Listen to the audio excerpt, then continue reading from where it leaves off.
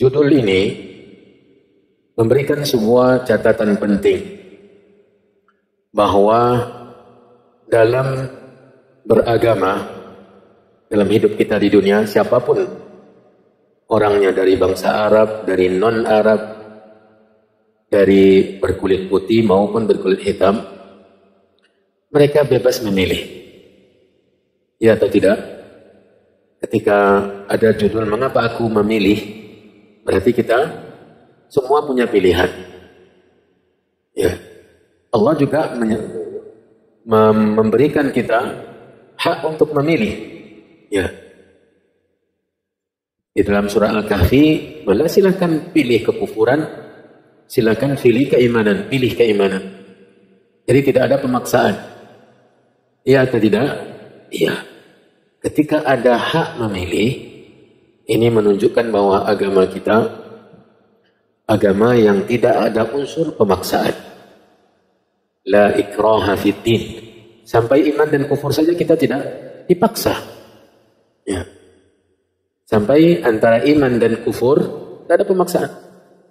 Kalau seandainya ada pemaksaan, justru dari semenjak zaman Nabi Nuh sampai hari ini tidak ada yang kufur. Ya, tidak ada yang kufur. Tetapi karena Allah memberikan kepada manusia kesempatan untuk memilih, setelah diberikan keterangan, baik itu kitab yang diturunkan, Rasul yang diutus, ditampakkan oleh Allah bukti-bukti kebenaran, al-barahin wal-hujaj, yang bisa diolah oleh otak manusia. Nah, silahkan memilih. Makanya ada keluarga dari nabi-nabi yang tidak beriman. Anak Nabi Nuh, istri Nabi Nuh, ya, istri Nabi Lut, ayah Nabi Ibrahim. Paman Nabi kita Muhammad SAW, Abu Talib, Abu Lahab. Ya, perbedaan antara dua ini, antara Abu Talib dengan Abu Lahab. Abu Talib meyakini kebenaran yang dibawa oleh Nabi, tapi tidak mau mengikuti. Abu Lahab mengingkari apa yang dibawa oleh Nabi, menentangnya, memusuhi, membenci.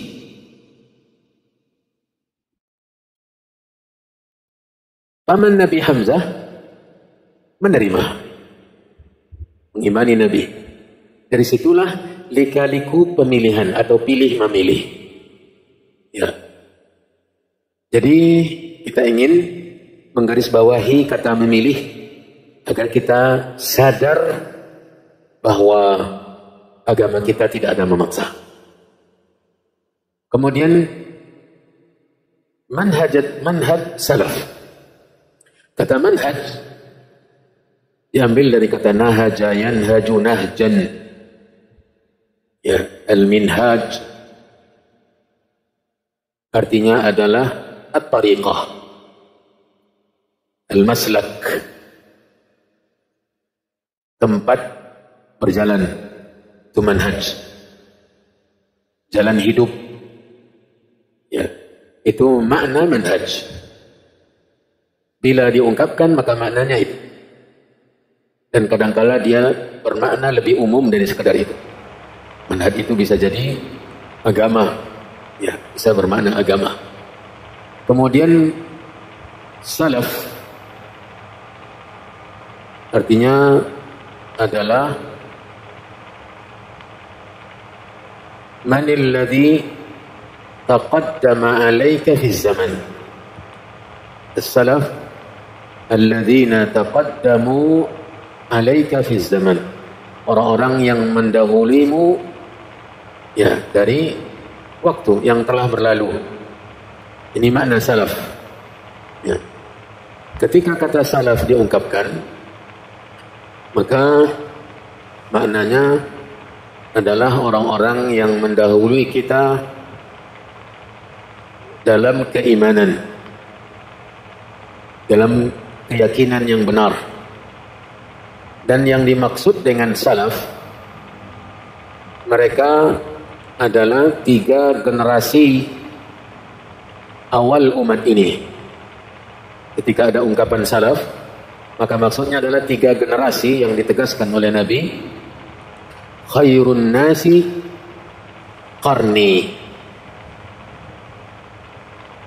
thumma alladhina yalunahum, thumma alladhina yalunahum. Sebaik-baik manusia adalah qarni, yaitu zamanku. Al-qarnu, al-asru, az-zaman, ya, abadku atau masaku.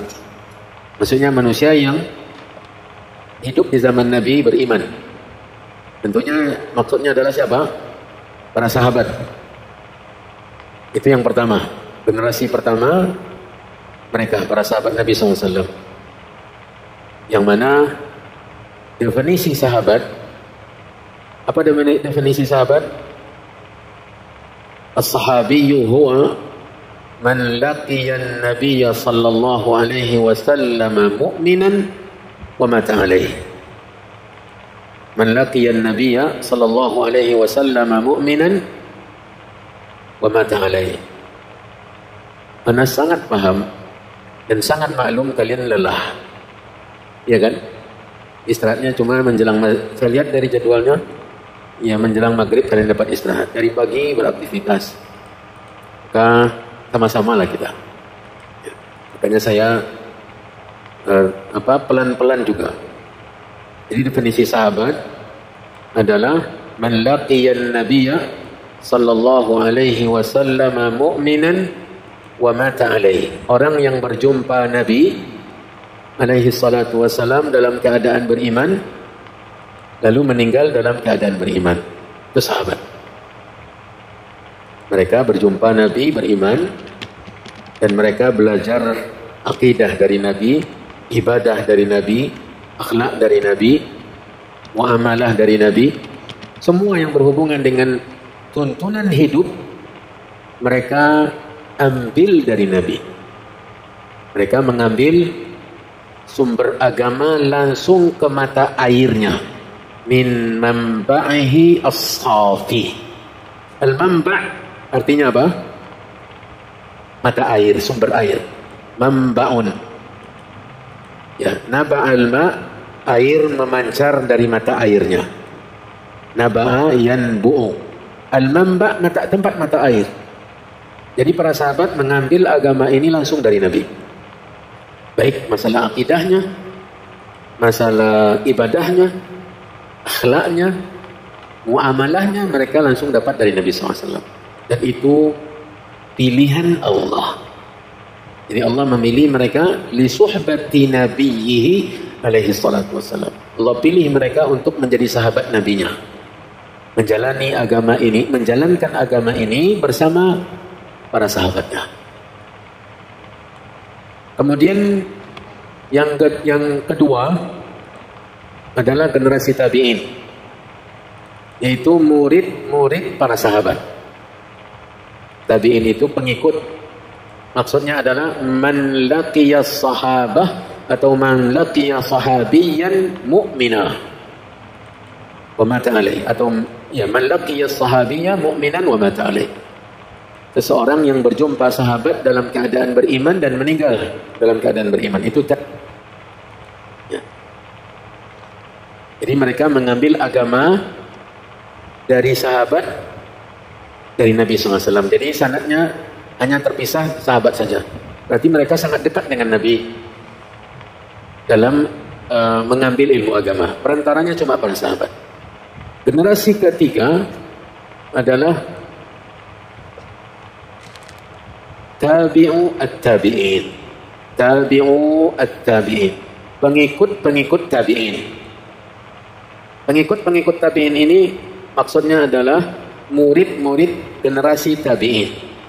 Jadi mereka belajar agama dari guru-guru, yang mana guru-guru mereka ini adalah murid para sahabat Nabi, ya, yaitu tabi'in.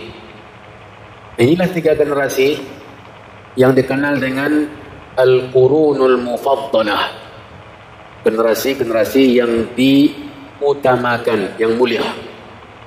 Bila ada kata salaf, maka maksudnya siapa? Bila ada ungkapan kata salaf, Yang secara bahasa adalah orang-orang yang mendahului kita.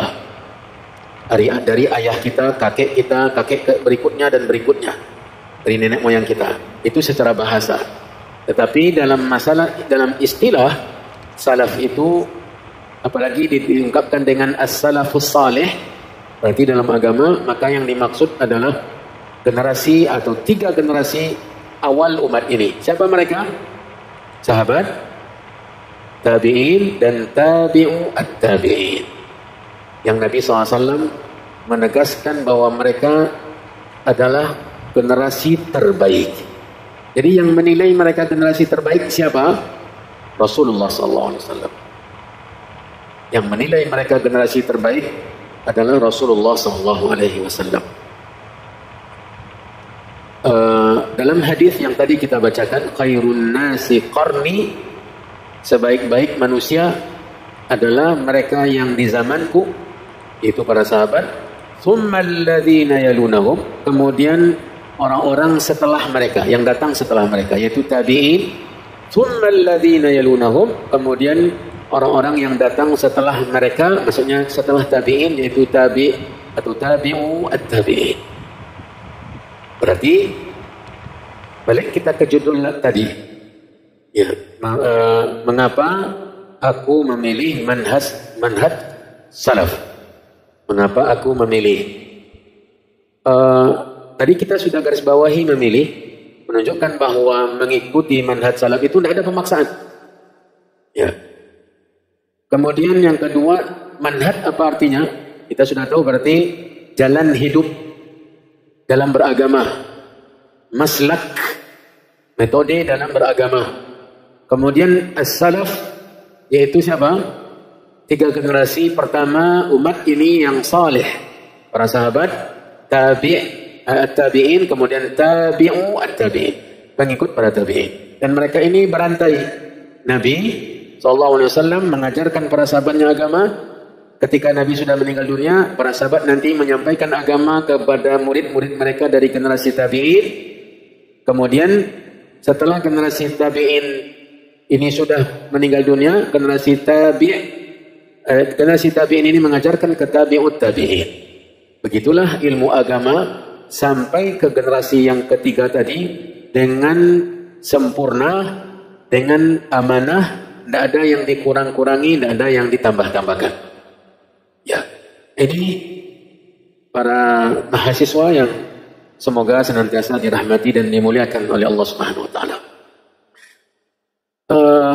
Setelah kita mengenal judul tadi dan menunjukkan bahwa kita semua bebas memilih, tetapi jangan sampai kita salah memilih. Dalam hidup ini kan kita banyak yang kita pilih. Misalnya ketika kita ingin melanjutkan ke perguruan tinggi, kan kita juga memilih-milih. Ya. Ternyata jatuh pilihan kita ke sekolah tinggi ini. Ya. Dan dalam, misalnya nanti ketika kalian mencari jodoh, juga memilih-milih. Ya. Memilih syariat agama membukakan kesempatan untuk nazar. Laki-laki melihat wanita yang akan dipilihnya. Ya. Kata Nabi SAW, "Falyanzur ilaiha." Ya. Lihatlah kepada calon atau orang yang kamu ingin jadikan sebagai calon istri. Ini cara memilih. Orang tua lah perempuan pun disuruh memilih. Ketika datang melamar anaknya, seorang pemuda yang dia tahu agamanya baik, akhlaknya baik, maka jangan ragu-ragu menerima. Berarti dalam hidup ini kita tidak akan lepas dari pilih memilih. Untuk kita tidak salah memilih, apalagi tentang sesuatu yang akan menentukan apakah kita jalan ke surganya lurus atau justru kita disimpangkan ke neraka. Ini penting kita untuk mencari tahu mana pilihan yang tepat. Jangan sembarangan, apalagi di akhir zaman ini kita sudah berhadapan dengan gelombang subuhat. Saking gelapnya gelombang subuhat itu, seseorang bisa berubah 180 derajat pagi harinya dengan petang harinya. Bayangkan menakutkannya hidup ketika sudah tidak ada lagi yang berani menyuarakan kebenaran. Fitnah-fitnah syubhat menghantam sehingga orang tidak lagi membedakan mana yang hak dan mana yang batil.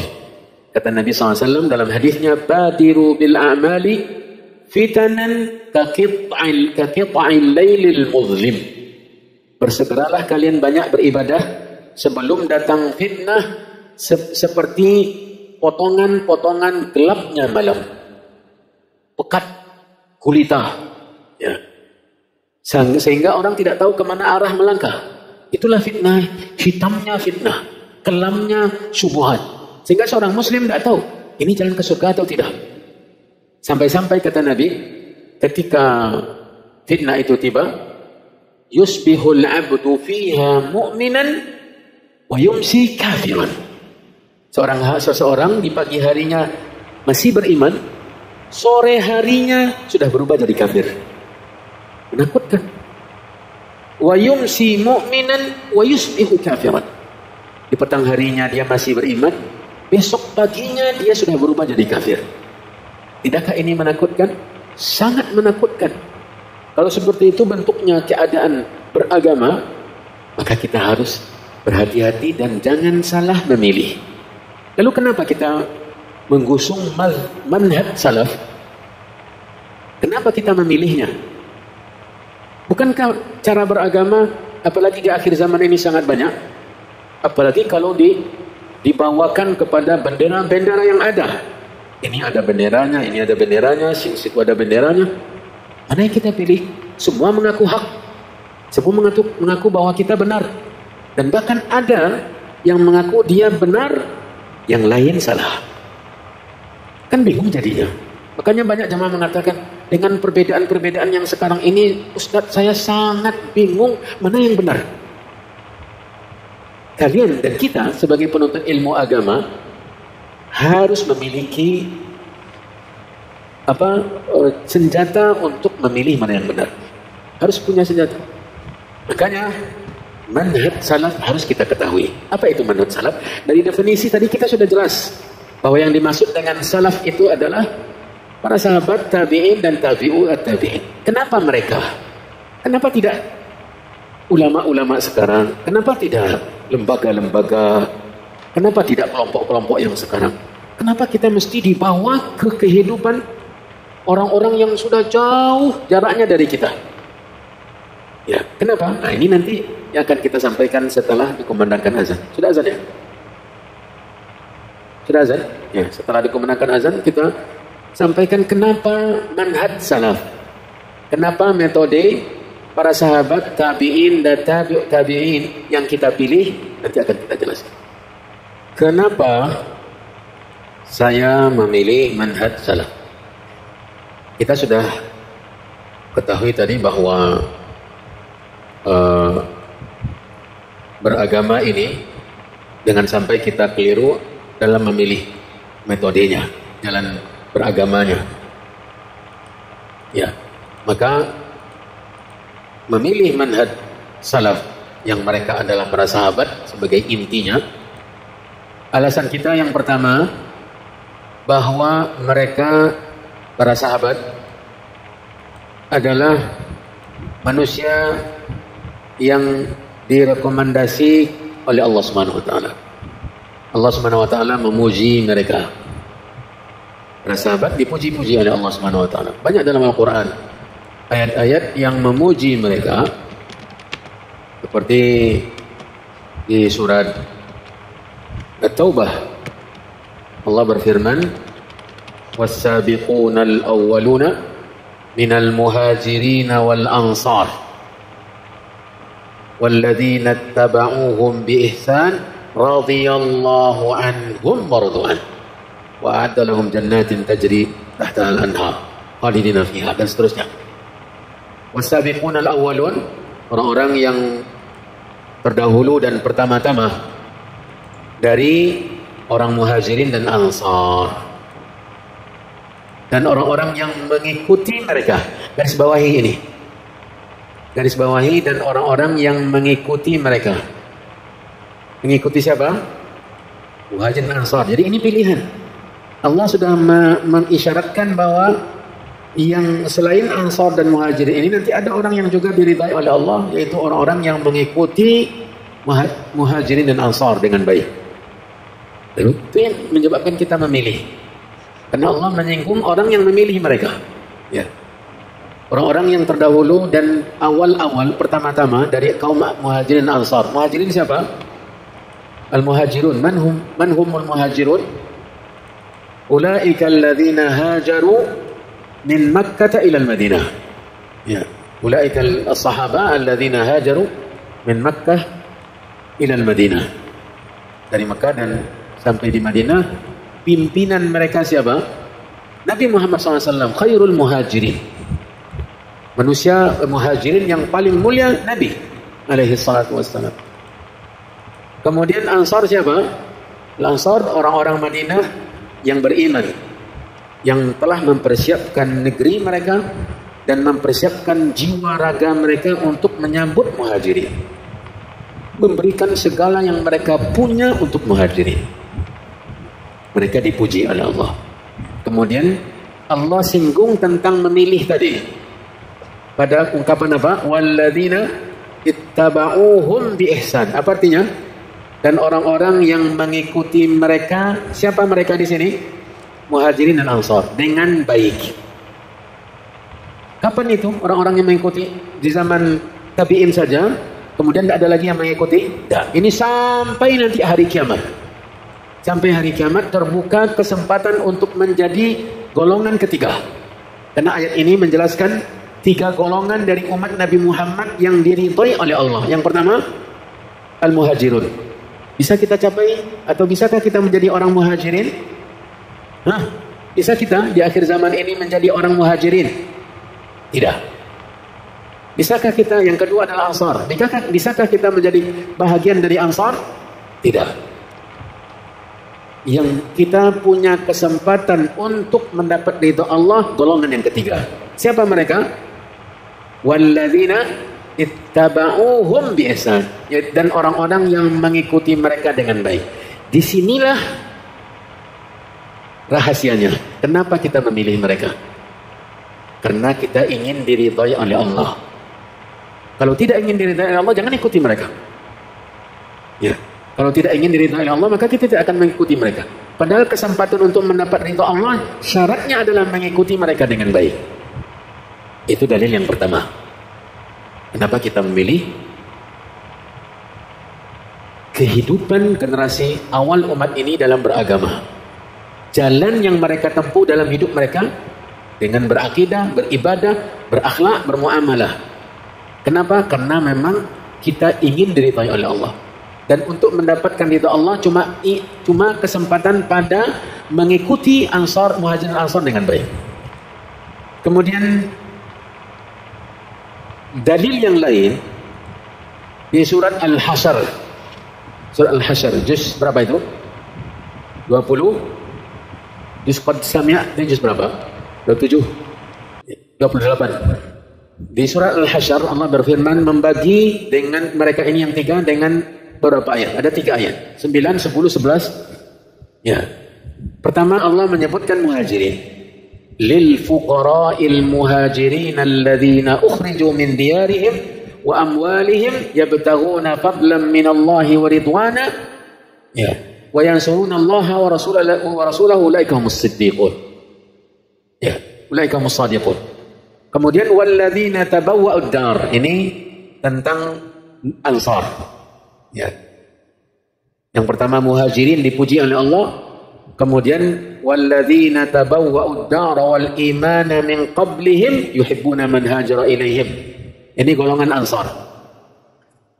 Kemudian pada ayat berikutnya Allah menyebutkan yang ketiga tadi di surat Taubah, yaitu walladzina ja'u min ba'dihim yaquluna rabbana atmim lana yaquluna rabbana ighfir lana wa li ikhwanina alladhina sabaquna bil iman wa la taj'al fi qulubina ghillan lil ladzina amanu rabbana innaka ra'ufur rahim. Orang-orang yang datang setelah Muhajirin dan Ansar ya, Yang mana mereka berdoa, ya Allah ampunilah dosa-dosa kami dan ampunilah dosa-dosa orang-orang sebelum kami. Maksudnya Muhajirin Ansar.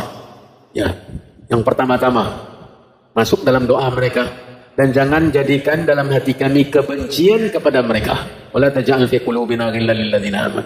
Ini menunjukkan bahwa 3 golongan dari umat Nabi Muhammad ini, kita tidak akan mungkin mendapatkan kesempatan menjadi golongan pertama, dan juga tidak akan mungkin mendapatkan kesempatan untuk menjadi golongan kedua, dan kita hanya punya satu kesempatan, untuk masuk ke golongan yang ketiga, yaitu yang datang setelah Muhajirin Ansar, setelah para sahabat, yaitu yang mendoakan mereka dan berdoa agar tidak ada dalam hati mereka kebencian kepada as-salaf as-salih. Itu alasan pertama. Alasan kedua, kenapa kita memilih? Alasan pertama itu apa? Karena Allah yang menyuruh kita untuk memilih jalan mereka. Karena Allah bukakan kesempatan untuk mendapatkan keridhaannya dengan mengikuti sahabat Nabi SAW. Alasan kedua, karena para sahabat itu adalah orang-orang yang langsung belajar agama dari Nabi. Ya, jadi mereka mendapatkan ilmu agama ini fresh, segar, tidak ada yang mencampur adukkannya. Dan Nabi SAW sebaik-baik guru, seorang guru yang paling mencintai kebaikan untuk murid-muridnya, dan seorang guru yang paling sempurna menyampaikan ilmu, karena dia yang paling berilmu. Nabi Muhammad SAW adalah manusia yang paling berilmu tentang agama Allah. Makanya dia mengatakan dalam hadisnya, amma ana fa'alamukum billah wa attaqum lah. Adapun saya adalah orang yang paling berilmu tentang Allah dan paling bertakwa. Para sahabat itu murid-murid Nabi SAW. Dan kita tidak akan mungkin menyatakan bahwa para sahabat itu adalah lulusan yang gagal. Tidak mungkin kita mengatakan para sahabat itu gagal dalam menjalani pendidikan bersama Nabi SAW. Mustahil. Kalau mereka gagal, tidak mungkin dipuji oleh Allah. Di surat Al-Fath, Allah memuji 1.400 orang sahabat. Ya, menyatakan mereka benar-benar beriman dan Allah ridai mereka. Laqad radiyallahu 'anil mu'minina idh yubayi'unaka tahta asy-syajarati fa'alima ma fi qulubihim. Ini luar biasa. Sungguh Allah telah ridha terhadap orang-orang beriman. Jadi yang menyatakan para sahabat itu beriman siapa? Allah. Dan Allah mengatakan bahwa Dia mengetahui isi hati mereka. Ya. Idh yubayi'unaka, tatkala mereka membaiatmu di bawah pohon. Ini baiatur ridwan di Hudaybiyah. Mereka bersumpah di hadapan Nabi, menjabat tangan Nabi dan bersumpah untuk tidak lari dalam peperangan. Ya, untuk membela, menuntut balas kematian Uthman yang isunya beliau dibunuh di Mekah ketika diutus untuk bernegosiasi dengan pihak Quraisy. Nabi SAW membaiat para sahabatnya untuk tidak lari dari medan perang. Ya, dan mereka bersumpah dan semuanya diridhai oleh Allah. Menunjukkan bahwa para sahabat itu adalah murid Nabi SAW. Bayangkan, mereka benar-benar belajar dengan sungguh-sungguh. Salah satu contoh mereka belajar sungguh-sungguh adalah perkataan salah seorang tabi'in. Ya, ia mengatakan, kana alladhi yuqri'unana al-Qur'an. Kana alladziina yuqri'unana al-Qur'an. Guru-guru kami yang mengajari kami Al-Qur'an, kata seorang tabi'in, bercerita bahwa mereka dahulu belajar Al-Qur'an dengan Nabi itu 10 ayat. Jadi mereka belajar dengan Nabi. Guru mereka Nabi Muhammad SAW. Dan cara belajarnya mereka mempelajari 10 ayat. Kata mereka, kami tidak pindah dari 10 ayat pertama sampai kami mengetahui bacaan Al-Quran tersebut, bacaan 10 ayat tersebut dan memahaminya serta mengamalkan. Inilah konsep pendidikan yang menghasilkan antara belajar Al-Quran, membacanya, kemudian memahaminya, mentadabbur, kemudian mengamalkan. 10 ayat. Setelah selesai paket yang 3 tadi, baru pindah ke 10 ayat kedua. Setelah selesai, ya, dengan paketnya membenarkan bacaan, memahami kandungan, kemudian mengamalkan dalam kehidupan, baru pindah ke 10 ketiga. Inilah yang membuat Nabi SAW berhasil mencetak para sahabatnya, meluluskan mereka dari sekolahnya menjadi lulusan terbaik dari semua manusia. Dari semua manusia. Abu Zur'ah Ar-Razi, ini dari teman menuntut ilmunya Imam Ahmad. Abu Zur'ah Ar-Razi, sebagaimana dinukilkan oleh anaknya oleh kemenakannya Abdurrahman ibn Hatim dalam kitabnya Al-Jarh wa Ta'dil. Ia mengatakan, jika ditanya jika ada orang yang mencela,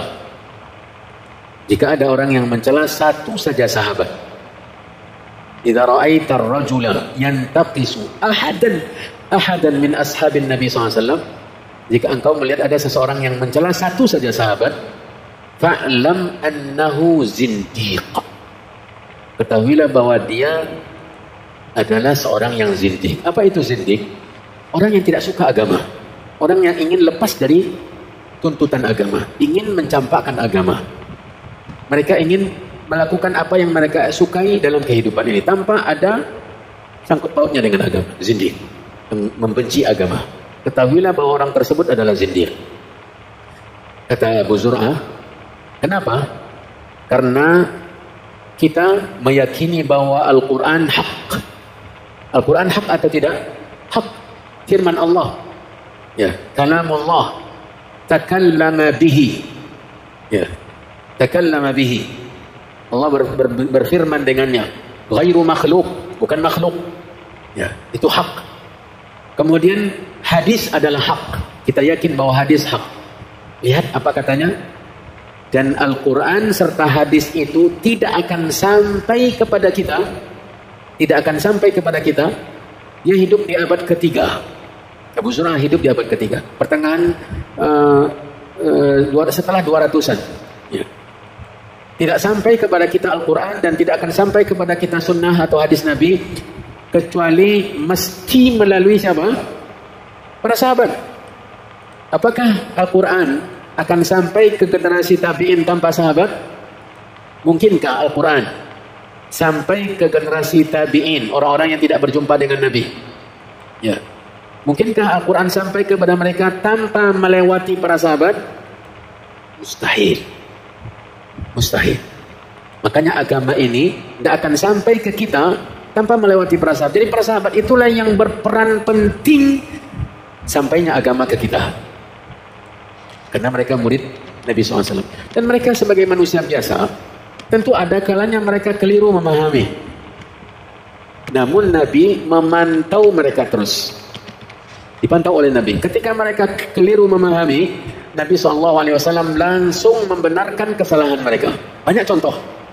Banyak contoh yang mana Nabi SAW langsung meluruskan kesalahan mereka. Contohnya misalnya seperti Adi bin Hatim yang memahami bahwa makanlah dan minumlah sampai jelas bagimu benang putih dan benang hitam. Fakulu wasrabu hatta yatabayyana lakumul khaytul abyadu minal khaytil aswadi. Lalu diletakkannya tali hitam, tali putih di bawah bantalnya dan dia terus makan sampai nampak jelas olehnya beda warna hitam dan warna putih pada tali tersebut. Itu setelah terbit matahari. Baru nampak, atau setelah terbit fajar. Dia makan terus padahal dia seharusnya sudah berpuasa. Ternyata keliru pemahamannya.